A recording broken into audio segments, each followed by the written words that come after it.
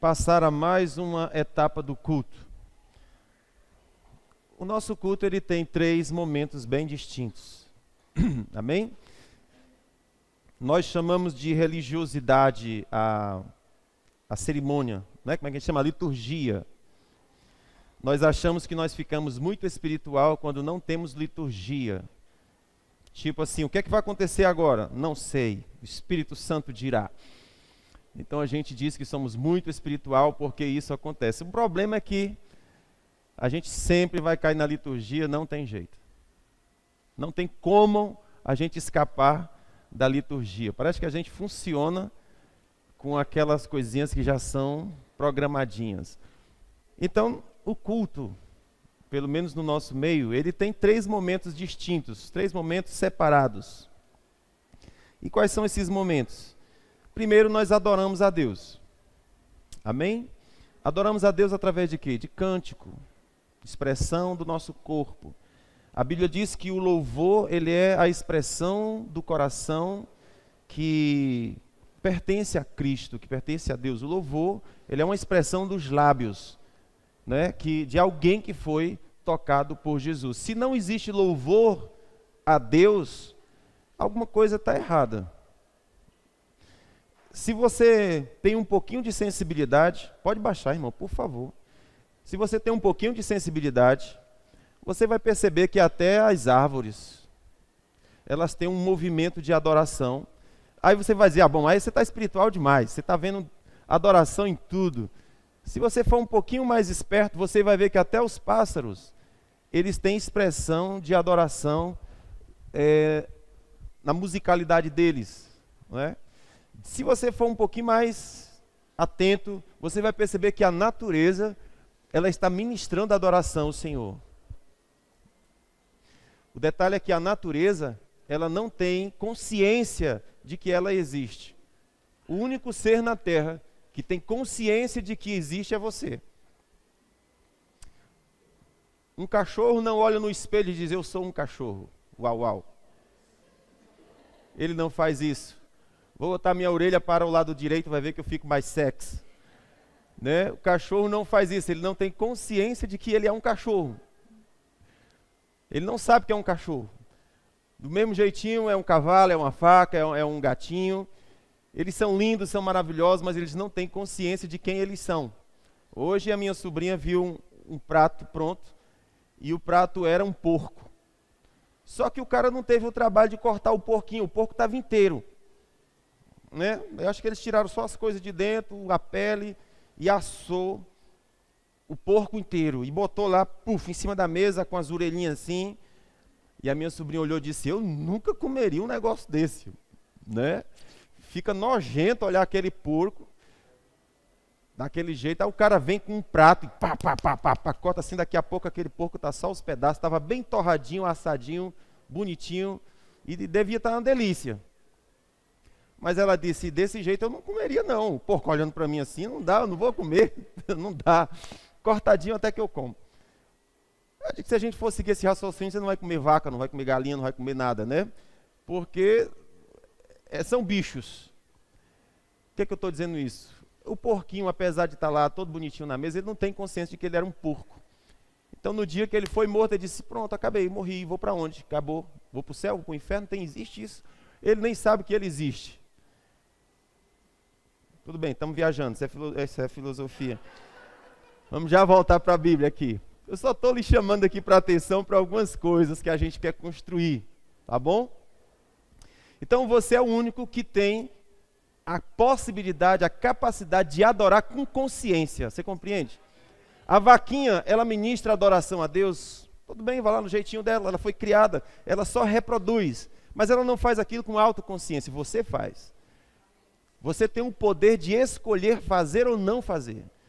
Então o nosso culto, ele começa com ações de graça, ele começa com a adoração, ele começa com o reconhecimento de quem Deus é. É você derramando perante Ele. Você uma vez foi achado pecador, porque pode ser que haja pessoas que dizem, eu não sou pecador, tudo bem? Mas, no geral, as pessoas se consideram pecador e por causa disso precisa de um Salvador. Só precisa de um Salvador quem é um pecador. Quem não se considera pecador não precisa de Jesus. Ele mesmo se garante, ele mesmo se resolve. Eu chamei um pedreiro para fazer um trabalho para mim, e o trabalho foi muito ruim de fazer. Era muito ruim. E cada buraco que ele cavava, ele dizia: irmão, acho que meus pecados hoje eu deixei um monte aqui, irmão. Eu digo: cara, quando terminar essa construção, tu vai direitinho para o céu. Pode ficar certo que vai dar tudo certo. Aí eu digo para ele: filhão, o bom é que você...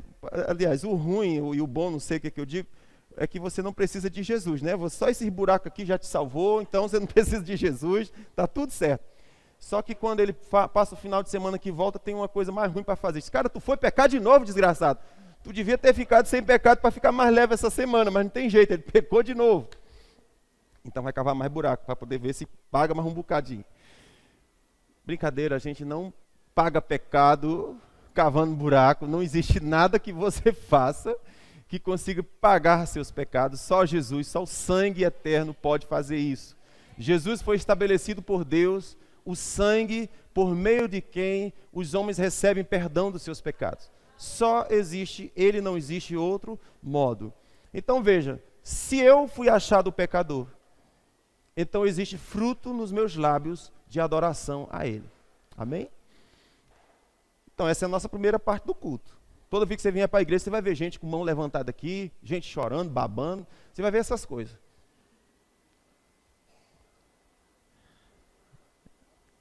Primeira parte, adoração. Você adora? Tem gente que é chique. Faz uma maquiagem, um negócio, uma coisa, não quer chorar, que é para não estragar. Pois bem, não faz isso não. Rasga, adora, quebranta. Primeira parte é adoração. Segunda parte qual é? É você se sentar e ouvir a exposição da palavra de Deus. Ok? Por que isso? Porque ouvir a palavra de Deus vai mudar a sua consciência. Não se iluda. Durante toda a sua semana, pessoas estão ministrando para você. Todos os dias. O homem não vive de pão, ele vive de palavras. Por que isso acontece? Porque você é um espírito. Estão comigo? Por que é que o homem vive de palavras? Porque ele é um espírito. Não, a gente vive de pão. Se você viver de pão e se você não ouvir palavra, você percebe que você morre. Você morre por dentro. Está vivo o corpo, mas por dentro está morto. O que é que nos ressuscita? Palavras. Ok? E o inimigo das nossas almas sabe disso. E então você é ministrado todos os dias assistindo a novela. Quem é que assiste novela? Não, tudo bem, fica na paz. Você é ministrado assistindo novela, você é ministrado assistindo o seu futebol, você é ministrado no seu trabalho, você é ministrado no trânsito. Em todos os lugares você está sendo bombardeado com palavras. E por vezes você vai começar a ver o seu interior extremamente angustiado. E você se pergunta: o que houve? O que está acontecendo? Eu não estou entendendo. E se você parar para refletir, você vai ver que foram coisas que você ouviu. E aquilo começou a gerar coisas ruins dentro de você. Hoje de manhã eu estava falando para os irmãos aqui sobre um pensamento, uma frase, uma frase é pouco, que eu li essa semana, que diz assim: cuidado com o que você pensa. Começa assim a falar a palavra. Cuidado com o que você pensa. Porque o que você pensa vai se transformar numa palavra. Cuidado com a palavra. Porque as suas palavras vão se transformar em uma ação. Aí diz: cuidado com as suas ações. Porque as suas ações vão determinar o seu caráter. Cuidado com o seu caráter. Porque o seu caráter está determinando o seu destino. Percebe? Tudo começou com o quê? Pensamento. Onde que as nossas crianças estão sendo formatadas? Aqui, na mente. Porque se formatou na mente, já era. Aquela pessoa vai ser mantida escravizada naquele pensamento. Mas uma coisa linda que Jesus veio, ele disse: eu vim para que vocês sejam livres. Estão comigo? Sei que vocês não ficaram muito empolgados com isso. Mas se vocês se percebessem com algum tipo de prisão e cadeia, e você ouvisse a palavra dizendo: Jesus veio para você ficar livre, você dava um salto de alegria. Escuta: não precisa dar não, fica tranquilo, fica na paz. Só estou dizendo que aconteceria isso. Se eu tivesse consciência que eu carrego algum tipo de prisão e que essa prisão só vai ser destravada a partir daquilo que eu ouvi de Deus. Escute, existe uma diferença de você me ouvir falar e existe uma diferença de você ouvir Deus falar. Muitas vezes Deus fala a partir daquilo que eu estou dizendo, porque Deus precisa de um canal, Deus precisa de algo para se conectar a você. E muitas vezes isso acontece durante a ministração da palavra. Eu estou falando algo e Deus está construindo algo dentro de você. Diferente daquilo que eu estou falando. Como é que pode? Não sei, mas é Deus que faz. Não é a habilidade do pregador, é Deus que conectou com você a partir da palavra e ali começou a construir coisas. Jesus falou, vocês serão meus discípulos se permanecerem nas minhas palavras. E vocês conhecerão a verdade e serão absolutamente livres. Observe que a liberdade começou a partir de palavras que você ouviu e guardou. Jesus disse, se você faz isso, você se torna absolutamente livre. Então, onde é que acontece a liberdade? Aqui. Onde é que acontece a prisão? Aqui, na cabeça, na mente. Cuidado com seus pensamentos. Amém? Então, o culto começa com a adoração, mas o segundo nível é o quê? Sente-se e ouça. Mude a mente. A Bíblia diz assim, transforme-se pela renovação da sua mente para você experimentar a boa, perfeita e agradável vontade de Deus. Eita, Deus tem uma vontade boa. Mas como é que eu acesso essa vontade boa? Mudando mente. Como é que muda a mente? Ouvindo a palavra. Estão comigo? Como é que a gente muda a mente? A partir da ministração da palavra. Porque quando a palavra é ministrada, há uma chance de Deus mudar conexões na mente que estão mantendo a pessoa presa. Muito bem? Então, a primeira parte é adoração, a segunda parte é mudar a mente a partir da palavra. Qual é a terceira parte? Ofertar. Essa parte eu queria, pastor, não tem uma quarta parte não, pula essa, né? Ofertar, pois é, faz parte. Terceira parte do culto, adoração, ministração da palavra. A terceira parte do culto, ofertar ao Senhor. Irmãos, é assim desde que a Bíblia começou. Desde o primeiro livro, Caim e Abel. A primeira coisa que eles foram fazer como culto ao Senhor foi uma oferta. Vocês estão comigo? Por que isso? Olha só que coisa interessante. Por isso que nós estamos falando, esse já é o terceiro domingo que eu estou falando sobre como quebrar o espírito da miséria. E você percebe que quando a gente vem construindo todas as coisas, mas chegou nas finanças, tem um travamento. Por quê? Porque você acredita que talvez o ídolo mais forte que compete com Deus é Mamon, Deus das riquezas. Talvez seja o ídolo mais forte. E é tão curioso porque Mamon, para a pessoa ser prisioneira das riquezas, ela não precisa ser rica. A maioria das pessoas que estão aprisionadas pelo espírito da miséria são pobres. Que deveria ser o rico. Né? Não, o rico é aprisionado. Não, na verdade, muitos deles são ricos porque não são prisioneiros de Mamon. Eles são livres no que se refere a finanças. O tempo, a época que nós estamos prontos para ser ricos é quando nós estamos livres da riqueza. Eu sei, isso é complexo. Mas apenas escuta isso aqui. Vamos lá, vamos ver se a gente consegue construir alguma coisa nesse sentido, hoje. O desejo de Deus, nós já explicamos nesses 3 domingos, que o desejo de Deus é que não haja pobres. Esse é o desejo de Deus, que não haja pobres entre vós. Essa palavra não é minha. Está escrito em Deuteronômio capítulo 15. O Senhor disse, não haverá pobres entre vós. Estão comigo? Então, no desejo de Deus, não haveria a pobreza. A pobreza é uma anomalia, é uma coisa, é uma doença, é um câncer, é uma coisa estranha, que surgiu depois. Não estava no projeto, não estava no cenário. Se é uma coisa estranha, o que é que nós precisamos fazer? Buscar recursos para eliminar aquilo que é estranho. Se aparece algum tipo de inflamação no nosso corpo, a gente não procura o médico. Por quê? Porque aquilo é anomalia. Aquilo não deveria estar aqui. Os órgãos deveriam funcionar direito. Bactéria, vírus que causam doenças não deveriam estar no meu corpo, mas por uma razão alheia a mim, ele chegou lá. E quando chegou, eu tenho que fazer o quê? Buscar recursos para remover. O problema é que tem muita gente que se acostuma com a doença, assim como tem muita gente que se acostuma com a pobreza. E elas entendem do seguinte modo: eu nasci assim, eu vou viver assim, e eu vou morrer assim. O meu avô foi assim, o meu pai foi assim, o meu tio foi assim, minha família sempre foi assim, e eu vou morrer assim. Entretanto, quando você ouve e descobre que isso não está no projeto de Deus, que a vontade de Deus é que você prospere, que a vontade de Deus é que você cresça, e detalhe, prospere e cresça com seu coração livre no que se refere a finanças. Como é que isso ocorre? Eu vou tentar mostrar para você aqui. Tem um texto muito curioso, que eu vou chegar lá, que nós já lemos, Mateus capítulo 6, mas eu quero repetir de novo. Quero ler com você Gênesis capítulo 14, acerca de Abraão. Irmãos, Abraão é a nossa referência para nós entendermos muito sobre nós. Eu ainda tenho o seu coração, já perdeu o carnaval, já lhe roubou? Não?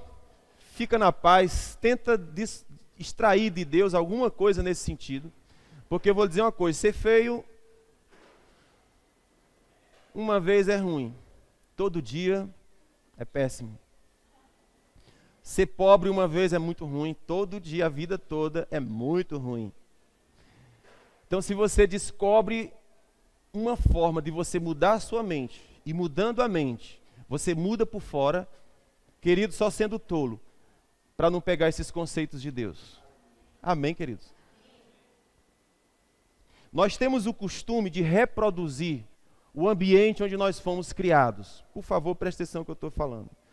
Nós temos uma tendência de reproduzir o ambiente onde nós fomos criados. Estão comigo?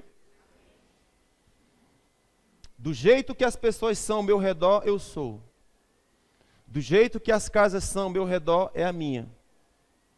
Do jeito que as lojas são ao meu redor, é a minha. O que é que eu faço? Eu só continuo a cantiga do galo, não mudo nada. Não é justo que seja assim. Amém? Não é certo que seja assim. Observe aqui, Gênesis capítulo 14, versículo 17. Abraão é uma referência para nós entendermos essas questões. Depois que Abraão voltou de ferir a Quedorlaomer, isso é um rei, e aos reis que estavam com ele, saiu-lhe ao encontro o rei de Sodoma no vale de Savé, que é o vale do rei. Ora, Melquisedeque, rei de Salém, trouxe pão e vinho, pois era sacerdote do Deus Altíssimo. E abençoou Abraão, dizendo: bendito seja o Deus, bendito seja Abraão pelo Deus Altíssimo, o Criador dos céus e da terra. E bendito seja o Deus Altíssimo que entregou os teus inimigos nas mãos. E Abraão deu-lhe o dízimo de tudo. Abraão fez o quê? Olha isso aqui. Abraão teve um encontro com um homem chamado Melquisedeque, que traduzido significa rei de paz. Melquisedeque é uma, como é que a gente fala assim, uma pré-aparição de Jesus. Durante toda a história da Bíblia, Jesus vai aparecer algumas vezes na história da humanidade, tipificado por uma pessoa, ok? Então era como se Jesus estivesse conduzindo a humanidade até o dia em que ele viria e encarnaria. Nesse tempo, Jesus apareceu numa figura chamada Melquisedeque, rei de paz, rei de Salém. Não vamos falar sobre isso, mas eu quero só destacar com você que Abraão teve um encontro com Jesus, o rei da paz. Essa palavra paz que aparece aqui é a palavra Shalom, o rei da paz, o rei que traz Shalom. Essa palavra Shalom, ela é uma das palavras mais importantes da Bíblia.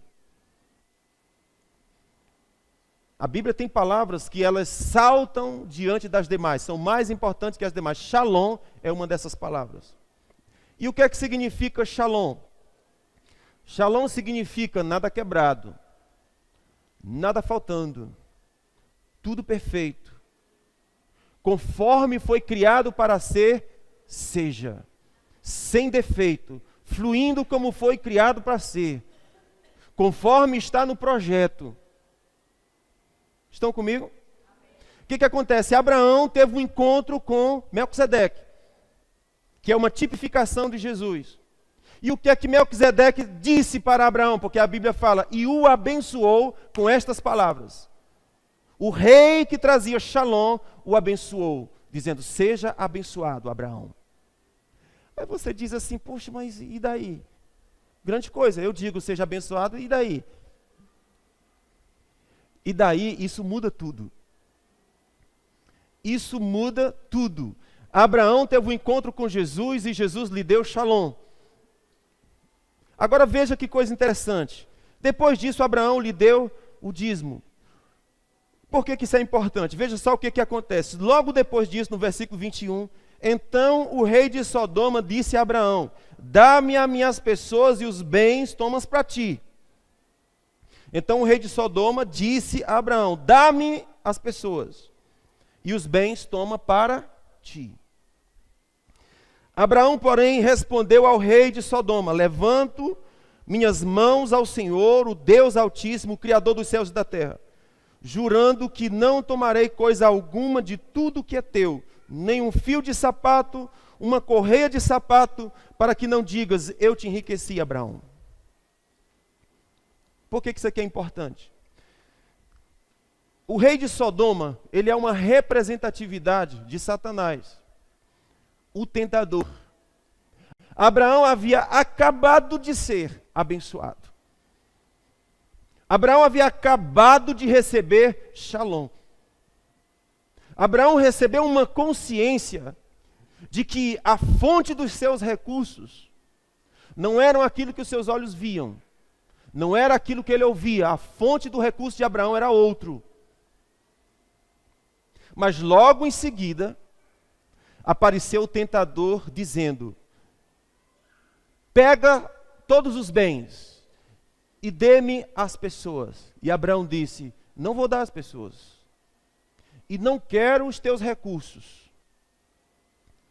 Para que você nunca diga, eu te abençoei. Ou eu te enriqueci. O que Abraão estava dizendo? A minha riqueza, ela é purificada. Ela é uma riqueza que não dá legalidade ao inferno, não dá legalidade ao tentador para abatê-la. E se, por acaso, o tentador abater as riquezas, não importa. Por quê? Porque a fonte da minha riqueza é inesgotável. E aqui é onde está o ponto fundamental. Aqui é onde está o ponto fundamental. Por quê? Porque todos nós nascemos com uma consciência de que nós servimos às riquezas. E todas as vezes que nós nos portamos como aquele que serve às riquezas, nós não prosperamos. Aí você diz, não pastor, mas eu conheço muita gente rico, mas não próspero. São duas coisas diferentes. O próspero, ele é próspero porque o Senhor o favoreceu. E o que diz que aquilo que Deus abençoa não acrescenta dores. Vocês estão comigo? Isso é prosperidade. O que é riqueza? Você tem dinheiro. Às vezes a gente faz coisas na igreja, a gente escuta certas pregações, que parece que o mais importante é ganhar dinheiro. E daí a gente forma algumas ministrações, mensagens, etc e tal, ensinando alguns segredos. Não tem segredo para ganhar dinheiro. O segredo para ganhar dinheiro é... Eu tenho um vizinho lá da ótica que ele é muito engraçado. Todo dia ele pega lá um bocado de cocadinha e sai vendendo para as pessoas perto. Quem quer dinheiro? Ele pergunta. Quem quer dinheiro? Aí quando chega perto de uma pessoa, diz, vai trabalhar. Quem quer dinheiro? E lá ele quer fazer uma gracinha para vender as cocadas. E essa é a piada dele. Então a gente tem que rir, que é para não perder o amigo, né? Mas a piada dele é essa. Quem quer dinheiro? Vai trabalhar. Né? Então, basicamente, se nós quisermos ganhar dinheiro, você não precisa de Deus, com todo respeito. Se é que vocês entendem o que eu estou falando. Se você quer dinheiro, você não precisa de Deus, irmão. Por quê? Porque o mundo ele é estabelecido em cima do dinheiro. Tudo é dinheiro. Então os caminhos para ganhar dinheiro já está estabelecido. Quer ganhar dinheiro? Quero. Se profissionalize. Dê o sangue. Estude. Fique bom no que você faz. Porque a própria Bíblia diz, se você é especialista, você vai servir perante reis. Se você é bom no que você faz, os grandes vão querer você trabalhando para ele. E vão pagar bem para ter você. Porque você é bom. E você pode até botar banca. Não, porque o mercado está ruim. Não, você é ruim. A gente tem que ser honesto, queridos, conosco mesmo. É duro isso. Uma das coisas mais duras que eu ouvi uma vez foi um cara chegou para mim. Eu era recém-casado, estava no meu segundo emprego. No meu primeiro emprego eu passei 1 ano. No segundo, 5. Eu acho que era no segundo, se não estou enganado. Um cara chegou para mim e perguntou assim, você está há quantos anos nessa empresa? Eu disse, estou há 2 anos. E você já subiu de cargo quantas vezes? Nenhuma. Você é incompetente. Seu salário já mudou quantas vezes? Nenhuma. Você é incompetente. Na lata, sim. Claro que aquilo foi ruim de engolir, mas eu não tive problema não. Engoli aquilo, fiquei com aquilo entalado aqui. Dias depois, nós estávamos numa praia, e esse homem chegou perto de mim e disse, cara, você entendeu o que eu fiz com você? Eu disse, entendi, estou de boa. Esse cara era um intelectual que nós tínhamos na 45. Era um cara universitário. Não, ele trabalhava na Receita Federal, uma coisa do tipo assim. Era um cara que ganhava bem, vivia bem, tinha um nível de vida bacana, intelectual, uma coisa boa. E ele achava que eu tinha competência para crescer, para ser alguém. E ele disse, você é incompetente. Eu digo, não sou incompetente. Eu estou falando meu argumento interno, vocês estão comigo? Eu não disse nada, só escutei a paulada, fiquei quieto. Mas por dentro o argumento, eu não sou incompetente. Por quê? Oxi, eu sou um dos melhores funcionários que a empresa tem. Eu faço o trabalho direitinho. Oxi, dou produção, faço não sei o quê. Você é incompetente. Fazendo tudo direitinho, você é incompetente. Porque o que é que vale? Resultado. Estão comigo? Eu levei uma paulada esses dias que eu fiquei tonto. Isso aí faz um monte de ano que eu levei, mas aqui eu levei recente. A gente às vezes paga curso caríssimo para levar a paulada dos outros, é terrível. Mas enfim, eu estava num desses cursos aí, e aí não sei se são 2 dias de imersão na área de negócios. Aí chegou a consultora que vendeu para a gente o curso, disse assim, o que você está achando do curso? Eu digo, rapaz, não faz essa pergunta para mim não. Faz outra.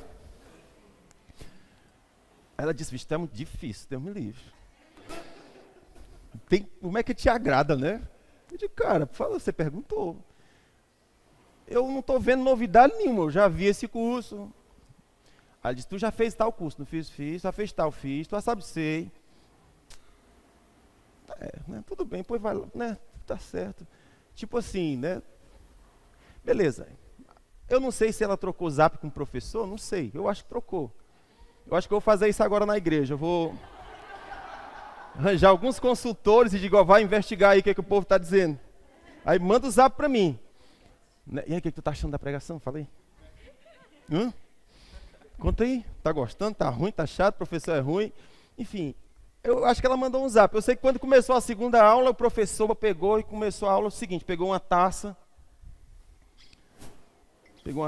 e disse, vocês estão vendo essa taça? Tinha um pouquinho de água. Dá para me encher essa taça? Começou a usar a ilustração, a figura lá da taça, né? Se você quiser encher essa taça, seque essa taça. Esvazie essa taça. Para que alguma coisa nova tenha a possibilidade de entrar dentro de você.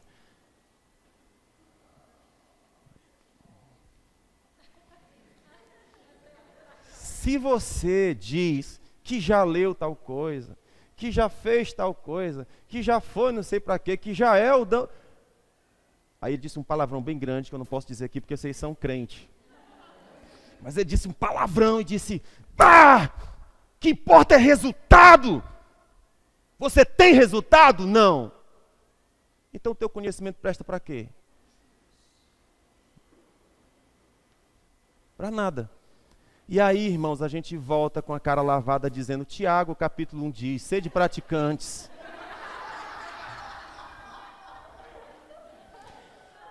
Seja praticante. Seja praticante da palavra. Estava lá de graça, não precisava pagar absurdo de dinheiro para uma pessoa chegar e pá na sua cara e dizer, dá resultado? Dá não, então você é incompetente. Porque o que importa, queridão, é se tem resultado. Os caras, tem muita gente vomitando teologia. Eu sei da Bíblia. Tem resultado? Para que serve? Esterco. Serve para nada. O esterco pelo menos aduba flores. E o conhecimento não utilizado aduba o quê? Nada. E daí a gente tem a diferença entre ciência e sabedoria, né? O que é ciência? É o que você sabe. Você estuda, você faz isso. Você sabe um monte de coisa. O que é sabedoria? O que você faz com o que você sabe. O nosso problema não é o que a gente sabe. Ou melhor dizendo, o que a gente não sabe. O nosso problema é o que a gente sabe e não faz nada com aquilo.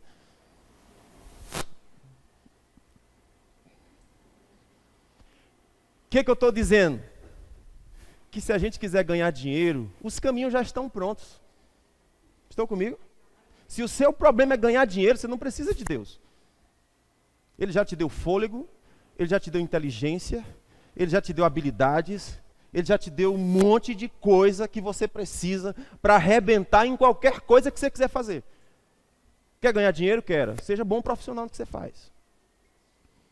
Você pode ser empregado, você pode fazer concurso, ser funcionário do governo. Não, mas o concurso ganha pouco. Depende de que concurso você fez. Tem concurso para juiz, você ganha 26 mil reais. Não, mas concurso é difícil. Vai lá, vaso. 70 anos você passa. É ou não é? Mas começa de baixo, faz para professor, continua estudando. Aí passa para diretor, vai estudando. Passa para delegado, vai estudando. Passa não sei para quê. Um dia tu chega lá. Porque o nosso problema não é ganhar dinheiro. Porque eu estou dizendo que o dinheiro, o caminho já está posto. É só estudar e ser um bom profissional. Ok, eu quero ser concurso. Vai lá, vai ser um concursado do governo. Beleza, maravilhoso. Trabalha 3 horas por dia, 4 horas por dia, ou nem trabalha. Só vai lá e bate ponto, vai para o shopping. Tem um monte de lugar que é assim. Beleza, porque o meu problema é dinheiro. E qual é outro modo de ganhar dinheiro? Bote o seu negócio. Seja empresário. Não, mas é difícil. Isso mesmo. Quem foi que disse que é fácil? Você não quer ganhar dinheiro? Então, o caminho do dinheiro já está posto. E o que é que eu estou falando? É sobre prosperidade. É diferente disso. Amém? A prosperidade é enriquecer com o Senhor. Não é o dinheiro que vai determinar o que você faz. Preste atenção que nesse caso aqui, o diabo cão chegou para Abraão e diz, me dá as pessoas. E fica com o dinheiro. Por que isso é importante? Porque são essas as decisões que a gente toma a vida toda. Nós trocamos de emprego, trocamos de cidade, trocamos até de mulher por uma condição financeira melhor. Mulher troca de marido por causa de uma condição financeira melhor. Se tem 2 candidatos, um é liso, outro é estribado. Um é liso, outro tem caráter. Né? Qual que você escolhe? Rapaz, assim, o liso é tão bonitinho, né? É simpatiquinho, bichinho, lindo. Mas aquele que tem caráter é tão mais. Aí as decisões vão ser baseadas em quê? No caráter, né? O dinheiro está determinando as minhas decisões. Quando eu casar, eu vou para dentro de casa e eu vou ter chances de aumentar o meu emprego. Aliás, o meu salário. Eu vou ter 2 empregos, eu vou trabalhar 24 horas por dia, não tenho tempo para mulher, não tenho tempo para filho. Porque o meu negócio é o quê? Dinheiro. Não importa se eu vou perder os filhos, não importa se eu vou perder a esposa, não importa se o casamento vai para o beleléu, não importa se a minha vida espiritual está destruída, não importa, porque o que eu quero é o quê? Dinheiro. Quando Jesus chegou para Abraão e disse, bendito seja Abraão, e bendito seja o Deus de Abraão. O Deus que traz shalom, o Deus que enriquece, falou com Abraão. Logo em seguida o tentador veio e pôs em prova a fidelidade de Abraão. E Abraão disse, eu não quero um fio de sapato de você. Aí eu te pergunto, quantas vezes nós temos coragem de abrir mão de coisas para fazer o que Deus quer que a gente faça? Exemplo, eu preciso de 12 pastores. Cadê esses 12 pastores? E por que esses 12 pastores não estão consagrados, cheios do poder, cheios do fogo, estudando a palavra? Não, porque eu vou passar fome. Ok. Vou passar fome, é isso mesmo.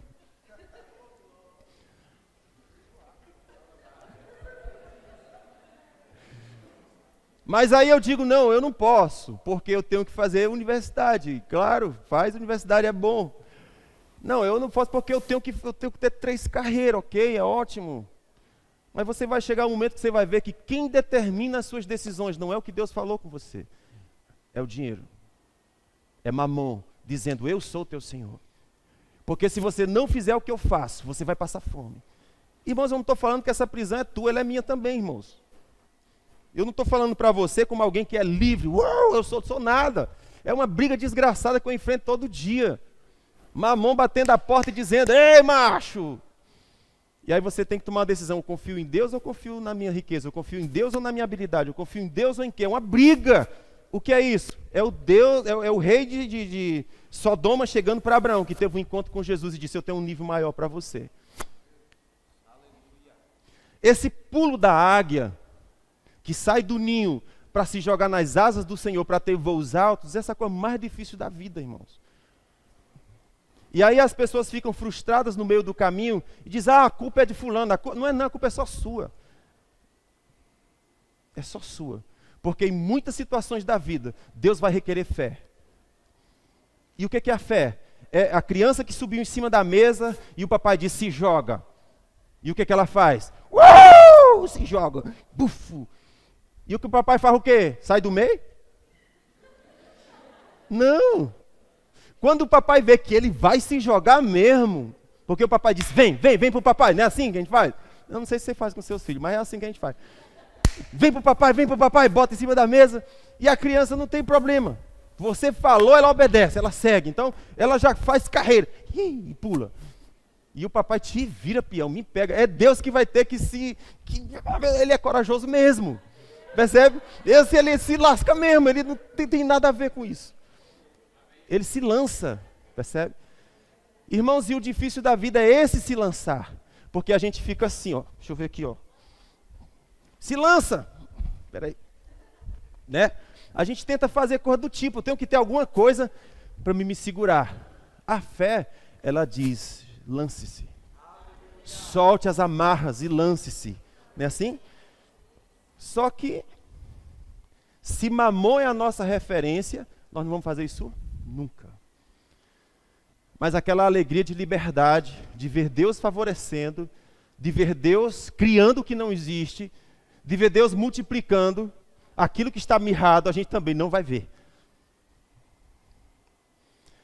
Existem momentos na vida que Deus vai nos chamar para andar sobre as águas. E a gente vai olhar para a onda e dizer, tem certeza? Olha o tamanho dela. A gente vai olhar para os colegas do lado e eles... Meia-noite.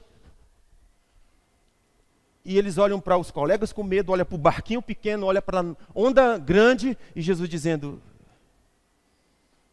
vem. E aí a gente vai ter que tomar uma escolha. Qual é a escolha? Fica no barco. Cara, o que esse barco vai salvar a minha vida, cara? Diante de uma tempestade. Mas eu acho que está me salvando. E eu fico lá. Só que eu não experimento pousar meu pé sobre as águas e ver que elas não se abriram.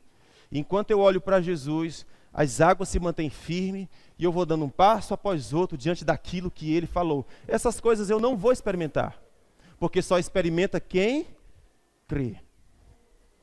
Então, eu pergunto para você, você acha que finanças é espiritual ou não é?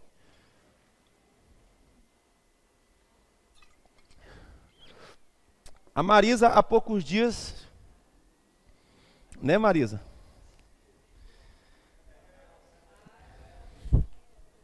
A Marisa, há poucos dias,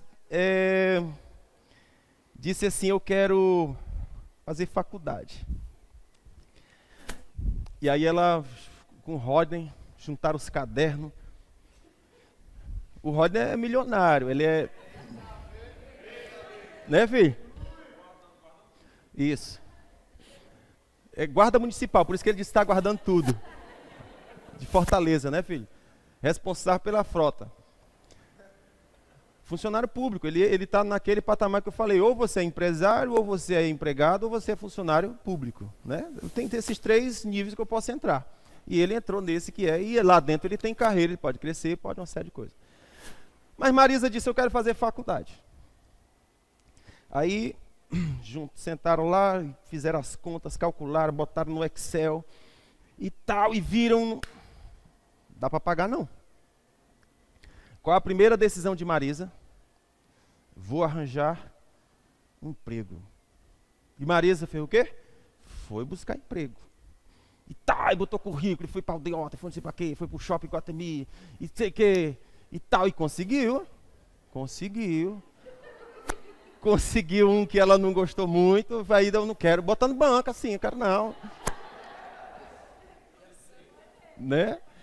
Hã? Aí o que acontece? Aí vem os 2 filhos. Tem 2 filhos. Papai vai estar trabalhando durante o dia, os meninos vão estar num certo horário no colégio, mamãe vai estar no emprego e depois quer fazer uma faculdade. Eu digo, que hora que vai olhar para esses meninos? Que hora que vai olhar para o gatão? Preste atenção no que eu estou falando. Porque essa experiência é a experiência de todos nós. Me dê as pessoas e fique com o dinheiro. Me dê as pessoas e fique com o... Não é dinheiro que você quer? Marisa arranjou o emprego lá e foi um dia e disse, gente, coisa estranha. O fato é que eles chegaram, conversaram de novo e disse, não vou trabalhar. Não sei se ela ainda está com essa coisa na cabeça.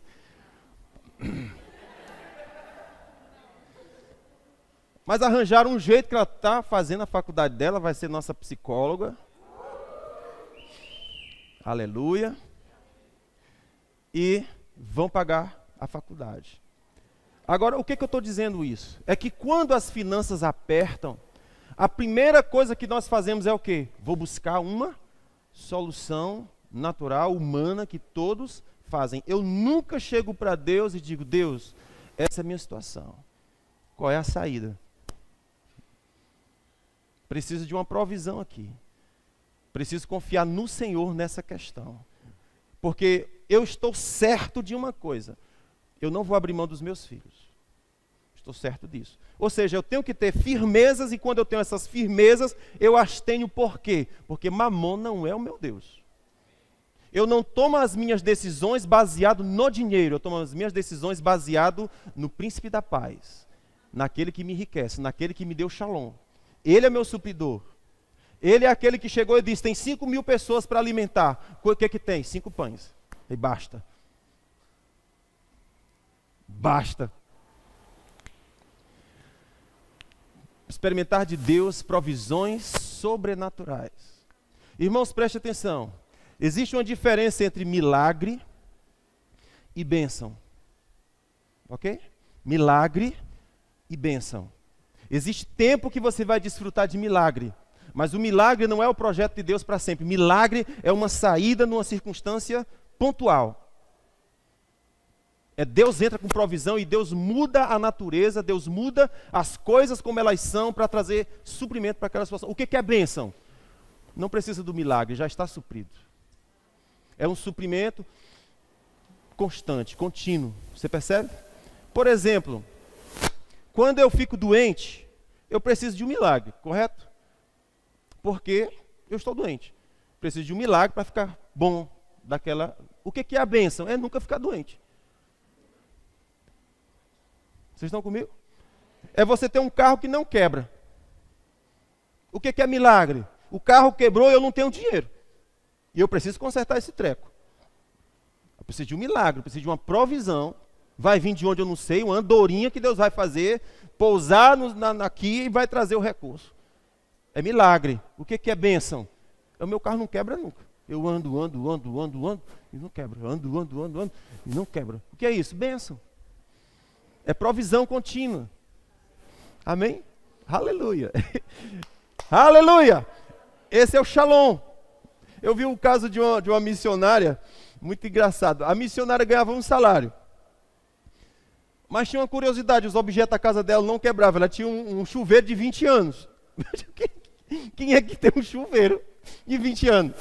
Quem é? Hã? Pois é.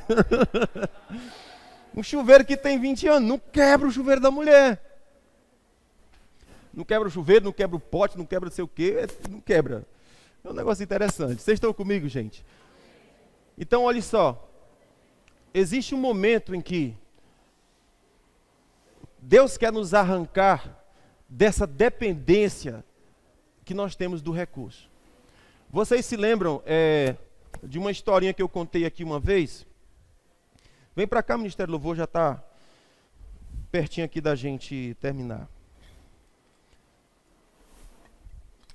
Contei uma história uma vez para vocês de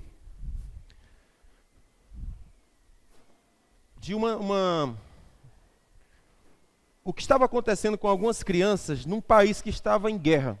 Escuta só isso aqui porque ilustra muito o que acontece com a gente. O país estava em guerra e as crianças estavam morrendo de fome. Então, não sei se a ONU ou qualquer organismo desse, mandou uma junta de missionários, médicos, especialistas, para ver o que estava acontecendo com aquelas crianças. Porque elas estavam morrendo. Os médicos chegaram lá, botaram todas as crianças dentro de uma espécie de um galpão, coisa do tipo, colocou-as na cama, foi cuidar das suas feridas, etc e tal, alimentou as crianças, mas diz que quando chegava a noite, as crianças não conseguiam dormir. E muito das questões que elas estavam enfrentando de doença, estavam morrendo, é porque não dormiam, não descansavam, não relaxavam, não tinham renovação das forças para continuar vivendo. E os médicos começaram a se questionar por que elas não dormem. Até que um deles teve uma ideia de colocar as crianças na cama, dar a alimentação delas e cortar um pedaço de pão e colocar na mãozinha delas. Quando ele fez isso com todas as crianças, e elas comeram e guardaram um pedacinho de pão na mão, deu algum tempo, os médicos perceberam que elas dormiram. E por que elas dormiram? Porque elas sabiam que, quando acordasse no outro dia, havia um pedaço de pão na mão. E ela não iria passar todo o terror da fome que elas já tinham passado aquele tempo todo. Então eles descobriram essa estratégia e as crianças começaram a ser restauradas e recuperadas na sua saúde, enfim, no seu sono. Por que eu acho essa história tão interessante? É porque essa é a nossa situação. Nós passamos por experiências ruins, difíceis, amargas, dolorosas, passamos por situações difíceis. Enfim, não vamos falar aqui das histórias tristes, mas se a gente fosse escutar a história, certamente aqui nesse ambiente aqui, nós teríamos muitas histórias de pessoas que passaram por situações bem difíceis na época que eram crianças. O que acontece? Na nossa alma, é como se nós precisássemos de ter alguma coisa na nossa mão para segurar, para que nós tenhamos fé e descansemos e não morramos e creiamos em alguma coisa. Precisamos de ter algo na mão.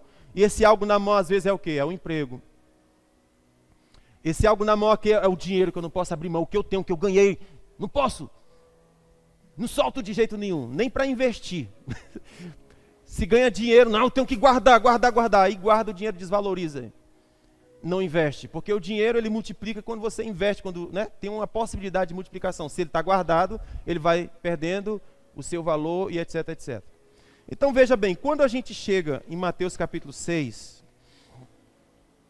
é essa palavra que Jesus dá para nós, dentro disso que nós estamos falando. Mateus capítulo 6,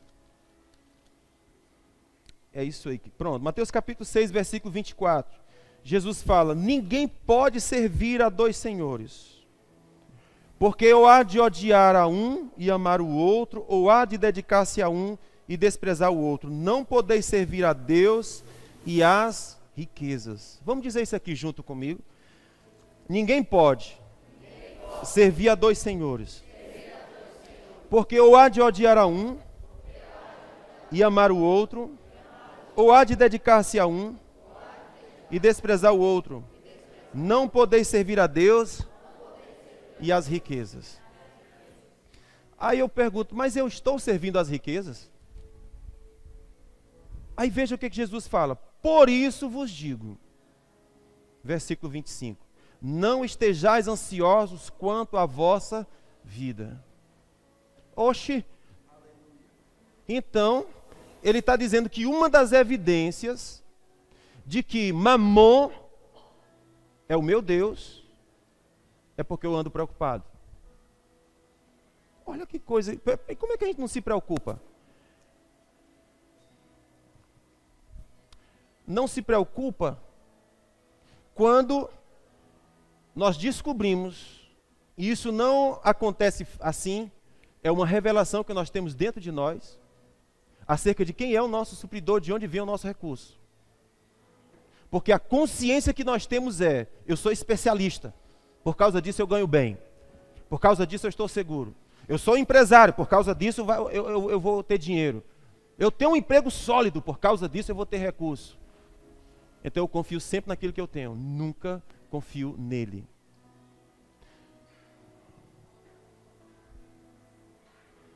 Eu sofria muito quando eu era jovenzinho, recém-casado.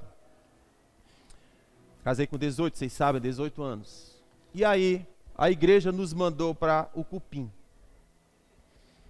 que é o interiorzinho de Ocara. Pobre, pobre, muito pobre. Até hoje ainda é pobre. E aí eu e minha esposa íamos para aquele lugar. Imagine que campo missionário fantástico. Assim, estou falando no sentido de perspectiva financeira. E aí na época tinha uma música que eu ficava cantando o tempo todo e tentando crer, tentando gerar fé na minha cabeça, cantando essa musiquinha. E a musiquinha dizia assim: quem te sustentará, talvez dirás, Deus te responderá, eu sou teu pai. Vai, é tão urgente salvar a gente do triste fim, tu deves ir. Aí a outra parte dizia assim: vale dizer que seguir é teu dever, sem reclamar, acho que é assim, o que vai acontecer, Jesus já te chamou, não deves resistir, querido irmão, tu deves ir, né? Vai, vaso! E a musiquinha missionária, ela estimulava você, diz: cara, larga tudo, confia, acredita, se lança. Quem me sustentará, talvez dirá, Deus te responderá, eu sou teu pai. O difícil é crer nisso, irmão. O difícil é crer nisso. Crer que o outro, vai, que Deus te supre, vai. É bênção, vai, vaso, porque não crês. E por que tu não vai? E por que tu não ousas?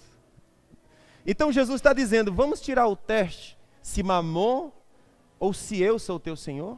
Quem é esse Jesus aqui? O mesmo que apareceu para Abraão e o abençoou. E disse: escuta, Abraão, eu sou o Deus da paz, o Deus que dá shalom. Eu te abençoo, eu te supro. Logo em seguida chega Mamon e diz: me dá as pessoas. Aí Jesus fala aqui: as suas decisões, elas são tomadas baseadas em quê? Na possibilidade de ganhar ou na possibilidade de obedecer? Escuta, a segunda tentação de Jesus foi: se tu és filho de Deus, me adora, e eu te dou todas essas coisas. Ou seja, a tentação de Jesus foi financeira. O diabo tentou Jesus nas finanças. Se prostra, me adora, e tudo eu te dou.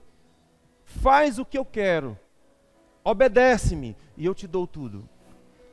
Jesus falou que não, porque ele havia obedecido uma palavra do Pai. Então eu me movo baseado em quê? Em obedecer ao que o Pai falou, ou em obedecer aquilo que os meus olhos me dizem? Vocês estão comigo? Quantas coisas Deus tem falado comigo, falado com você, e eu não tenho coragem de fazer. E por que eu não tenho coragem? Porque Mamon é que é o meu Senhor. E se Mamon é o meu Senhor, ele disse a primeira evidência, você vai andar ansioso e preocupado. Jesus fala, por isso eu vos digo, não estejais ansiosos quanto à vossa vida pelo que haveis de comer, pelo que haveis de vestir, nem quanto ao vosso corpo pelo que haveis de... Já falei. Pelo que haveis de comer, pelo que haveis de beber, nem pelo que haveis de vestir, porque a vida é mais do que o alimento e o corpo é mais do que o vestuário. Olhe para as aves do céu. Não vai dar tempo, eu já vou encerrar, da gente discutir isso aqui, mas eu quero só que você preste atenção. Jesus está dizendo, uma das evidências de que Mamon é o meu Senhor, é porque as suas decisões são tomadas baseado na possibilidade de ganhar dinheiro ou perder dinheiro, não em obedecer ao que ele falou a você. Por exemplo, vamos supor que Deus falou com alguém aqui dizendo, eu quero que você coloque um orfanato. Qual é a primeira pergunta que vem na cabeça? De onde vem o recurso? É ou não é? Eu não posso fazer. Que tal colocar o primeiro pé sobre as águas? Baseado naquilo que ele falou. Queridos, isso é um nível de provisão que a gente não imagina. Colocar os pés sobre uma palavra. Coloque um orfanato. Coloque um asilo. Coloque um lugar para cuidar de crianças. Coloque um lugar para dar reforço escolar. E começar a experimentar provisões sobrenaturais. Sobrenaturais. Sobrenaturais. Sabe aquela pesca maravilhosa? Pedro havia o empresário da pesca, pescado a noite toda, sem pegar nada, frustrado, decepcionado. E Jesus chega para ele e diz, Pedro, lança a tua rede do lado de lá. E Pedro obedece, especialista da pesca. E quando ele puxa as redes, ele teve que gritar para os amigos que estavam próximos, dizendo, socorre-nos, porque o nosso barco vai afundar. Mas nós estamos falando de um pescador profissional que passou a noite inteira e não pegou peixe. E Jesus disse, lance ali. E ele lançou. Sabe o que eu vejo nisso? São pessoas começando a obedecer a Deus, naquilo que Deus falou a elas. E de repente vindo inspirações dizendo, bota tal negócio. Faz tal coisa. Faz desse jeito. Pula ali. E de repente recursos começam a vir. Por quê? Por causa de um projeto, por causa de uma palavra, por causa de uma missão. Por causa de algo que Deus quer realizar, mas Ele quer realizar com pessoas que estão completamente dependentes dEle, não de si. Porque se nós dependermos de nós mesmos, a gente não dá um passo. Porque nós não temos. E se temos, não temos coragem de dar. Porque nós estamos com o pão amarrado. Não posso soltar, não posso soltar, não posso soltar porque vai me faltar, não vai ter. Senão eu não durmo. Estou preocupado, estou ansioso, estou desesperado. O meu pão, tenho que segurar meu pão. Quando Deus é o nosso Senhor, Ele diz, libera o pão, homem. De onde veio esse tem muito mais. O Senhor diz assim, eu dou pão aos que alimentam, mas aos semeadores eu dou semente. Ou seja, tem dois níveis de bênção. Você tem o pão que lhe alimenta. Você é um tipo de pessoa no reino de Deus. E qual é o primeiro tipo? É aquela que só tem o que precisa para viver. Mas existe aquele que descobriu a lei da semeadura por causa de um projeto. E ele começa a semear, e quanto mais semeia, mais Deus aumenta a sua sementeira. Deus dá pão ao que... Como é que é o texto? Deus dá pão? Da semente ao que semeia, pão. Enfim, a um ele dá pão, a outro ele dá semente. E você sabe que o poder da semente é você planta um e colhe 100 numa mesma espiga. Mas o pão, você come o pão e acabou, não tem mais. São dois níveis. Um nível é o nível humano, o nível natural. E o outro é a colheita sobrenatural. Mas essa colheita sobrenatural, ela vem baseada numa obediência a um comando que o Senhor deu. Então, o que eu quero despertar nos meus irmãos? Como é que a gente quebra o espírito da pobreza? Queridos, é esse nível de dependência de Deus. Vocês estão comigo? Eu me lembro do... Ainda aguenta ainda? Que pena. Escuta só, você se lembra de Gideão? O Senhor chegou para Gideão e disse: Gideão, você é um jovem valoroso, você é um soldado valente, você é um guerreiro de boa. Estou acreditando em você para libertar o meu povo. O que é que Gideão diz? Eu sou o menor da casa de meu pai. A nossa família é a menor da nossa tribo. A nossa tribo é a menor de Israel. O que esse cara era? O cocô da barata. Ele era o improvável. Ele era o sem expectativa. Ele era, fecha tudo, vamos morrer. Não há esperança para nós. O Senhor vai visitar exatamente ele. Por que, queridão? Por que Deus vai pegar exatamente esse cara? Por que quando Deus vai escolher um rei para Israel, ele busca exatamente Davi? Quem era Davi? Um jovenzinho, cabelo ruivo, feio, não sei. Essa é a imaginação minha, pode ser que se fosse bonitinho. Mas era rejeitado pelos seus irmãos, rejeitado pelo pai, rejeitado pela mãe. Era aquele que cuida, fica botando ele lá no fundo do quintal. E o Senhor vai escolher o rei de Israel, de onde viria o Cristo, o grande rei. Jesus é chamado Jesus, filho de Davi. Imagina só quem esse cara se tornou. Quem ele era? Pastorzinho de ovelhas. Mas o Senhor foi exatamente buscá-lo. Por quê? Por que o Senhor foi buscar exatamente Gideão, o menor, do menor, do menor, do menor? Por que ele foi buscar Davi, menor, do menor, do menor, lá o escondidinho? Por que ele foi buscar Maria, a virgem? Por que ele já não escolheu uma profissional de gerar menino? Ora, Deus queria fazer o seu filho. Eu vou pegar quem? A profissional para fazer o menino. Mas não, Jesus buscou uma virgem que não sabe fazer menino. Nunca estudou para fazer menino, nunca praticou para fazer menino. Sabe nem como é. Aí Deus vai buscar exatamente ela. Por que isso? Porque, queridos, para as grandezas que Deus quer nos levar, você não pode depender de você, você não pode depender da sua família, você não pode depender da sua inteligência, você não pode depender da sua capacidade. Queridos, você vai ter que aprender a acessar o bolso do Pai, de recursos ilimitados. Porque aquele que chamou é o que capacita, aquele que chamou é o que habilita, aquele que chamou é o que dá o recurso, aquele que chamou é que abre os caminhos e faz acontecer.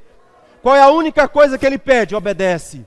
Ouça e obedeça. O que Maria disse? Eis aqui a serva do Senhor. É só isso que Deus quer ouvir. Eis aqui o servo do Senhor, cumpra-se em mim. Portanto, o dinheiro não é o meu Senhor, é o que Deus fala. Deus falou, vou fazer. Não tenho recurso, não importa. Deus falou, vou fazer. Mas se eu não faço, Jesus está dizendo, mamão é teu Senhor. Porque Ele determina até onde os seus pés vão. Quando Deus chegou para Josué, disse, Josué, você é valente. Só te peço uma coisa, seja forte. Seja macho. Seja destemido.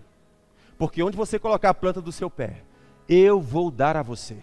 Quem colocou o limite foi Josué. Eu brinco dizendo que se Josué tivesse sido mais ousado, não era Pedro Alves Cabral que tinha descobrido o Brasil, era ele. Tinha chegado aqui no Ceará. Quando? Oxe, muito antes de Jesus nascer. Quando Jesus nascesse, a gente já estava profetizando. A gente já estava botando para voar banda. Porque Josué foi ousado. E Deus disse, onde você botar a planta do pé? Ele disse, eu vou até o Ceará. Terra dos cabeça chata. Isso mesmo. Quem que estabeleceu o limite? Josué. Deus disse, não tem limite. Coma de todas as árvores do jardim, tudo é teu. Voz de Cristo, Cristo de Deus, não há limite. Domine, governe, reine. Os que receberam a abundância da graça vão reinar em vida. Porque o limite não está posto em mim. O limite está posto naquele que é ilimitado. Agora escuta que coisa interessante. Deus falou com Gideão e disse, você é valente? Ele disse, sou não, Senhor. É valente. Sou não, Senhor. É valente, cabra. Deus ficou com raiva de Moisés. Deus chamou Moisés e disse, cara, confio em você. Não sei falar não. Confio em você, sei falar não. A Bíblia diz que Deus ficou irado. Eu acho que ele deu um grito desse. E Moisés disse, Senhor, tá bom?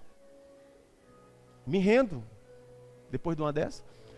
Deus falou com Gideão. Deu um grito nele. Aí Gideão, esperto, disse, pois vamos fazer alguns testes. Isso é interessante. Vamos fazer alguns testes, porque eu não creio muito não. Primeiro teste, eu vou trazer uma oferta ao Senhor. Percebe como é que começa? Vou trazer uma oferta ao Senhor. Irmãos, enfim. Amém? Se o Senhor receber a minha oferta, é testemunho de que de fato o Senhor falou o que disse. Que o Senhor é o Senhor mesmo. Que vai acontecer o que o Senhor disse, se o Senhor receber a minha oferta. E o Senhor disse, pô, vai buscar. Aí depois ele fez outros testes, que foi tipo assim, vou botar aqui um capuchinho de algodão. Se chover no capuchinho, não chover na terra, é verdade. Aí o Senhor fez, como ele disse, choveu no capuchinho, não choveu na terra. Vamos fazer diferente. Chove na terra, não chove no capuchinho. Aí o Senhor disse, tá bom, choveu na terra, não choveu no capuchinho. O Senhor tem certeza que é eu mesmo? O cara dessa... É por causa disso que Deus chama mulher, irmão. Desculpa, não é ofensa, não é nada. Só estou dizendo que tem tanto cabra frouxo que Deus diz, pelo amor de Deus. E tem uma mulher invocada do lado dizendo, Senhor, se tu disser tanto assim, eu boto para quebrar. E o Senhor, você acha que Deus não vai falar?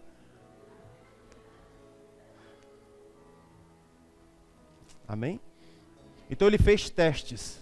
E o que era que Gideão estava fazendo quando ele estava construindo aqueles testes? Ele disse, eu preciso aprender como é que acessa o bolso ilimitado. Irmãos, essa figura do bolso de Deus é como aquela criança, o papai está andando com o menino, e o menino diz, papai, compra um picolé para mim. Ele diz, filho, pode pegar. Aí o menino mete a mão no bolso e tem acesso a todo o recurso do pai que está no bolso. Pode ser uma nota de 100 para comprar um picolé, mas porque o filho aprendeu o acesso ao bolso do pai. O que Jesus está dizendo é mais ou menos isso. Se Mamon for o teu Senhor, você só pode dar um passo se o dinheiro estiver ouvindo a conversa. Se eu for o teu Senhor, o limite é o céu. O limite é aquilo que eu falo para você fazer. E tanto quanto eu consigo obedecer aquilo que Deus está falando, tanto quanto o recurso virá. Estão comigo? Porque o que Deus está buscando são homens e mulheres capazes de ouvi-lo e obedecer. Se Mamon for o meu Senhor, eu posso ter muitos recursos e Deus dizer, faz tal coisa com o teu recurso, e você, eu mesmo não. Faz tal coisa, eu mesmo não. Mas se o meu coração já é dele desde o começo, eu posso ter, posso não ter. É dele. Deus não vai ter dificuldade de soprar, de aumentar, de fluir, de multiplicar, de recursos ilimitados. Irmãos, existem textos na Bíblia que falam sobre a riqueza que vem das nações para o justo. Eu entendo que é uma expectativa de Deus de que os filhos dele se levantem para que ele possa falar às nações e dizendo, sopre recursos sobre os meus justos, porque eles têm uma obra na terra, eles têm algo a realizar na terra, mas se o meu coração estiver no recurso, os recursos vão chegar, eu vou me apegar a eles. O meu coração não é do Senhor, é dos recursos. Mas o Senhor está buscando homens e mulheres de coração livre, para que Ele fale às nações, para que as nações depositem os recursos no cofre dos justos, para que eles façam o que Deus quer fazer sobre a terra. transferência de recursos.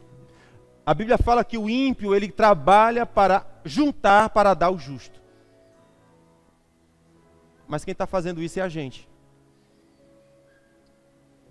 A gente trabalha e não tem recurso. Deus não está falando com os outros para liberar recursos, para você fazer o que Deus mandou você fazer. Você percebe? Mamon e Jesus. A quem vocês servem? Mamon e Jesus. Você troca as pessoas por dinheiro ou você troca o dinheiro para fazer o que Deus chamou você para fazer? Vamos aprender a acessar o bolso de Deus. Queridos, eu sei que quando a gente aprender isso, TGF 10.000 acontece assim, ó, rápido, recursos.